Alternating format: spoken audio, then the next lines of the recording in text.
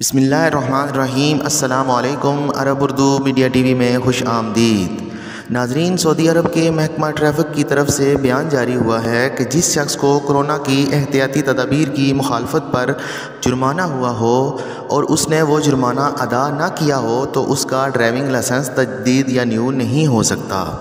اور یہ آپ کو بتاتا چلیں کہ یہ کل 18 فروری 2021 کی خبر ہے۔ تمام بھائیوں سے گزارش ہے کہ احتیاط کریں۔ احتیاط کرنے سے ہی ہم کرونا جیسی مہلک اور خطرناک بیماری کو شکست دے سکتے ہیں اور ساتھ ساتھ جرمانوں سے بھی بچ سکتے ہیں۔ ماسک نہ پہننے کا جرمانہ 1000 ریال ہے۔ ڈسٹنس نہ رکھنے کا جرمانہ 1000 ریال ہے۔ درجہ حرارت چیک نہ کرانے کا جرمانہ 1000 ریال ہے۔ دوستو، اگر آپ کو جرمانہ ہو گیا اور آپ نے جرمانہ ادا نہ کیا اور اسی دوران آپ کا ڈرائیونگ لائسنس بھی ختم ہو گیا تو وہ نیو نہیں ہو سکتا جب تک آپ جرمانہ ادا نہیں کریں گے۔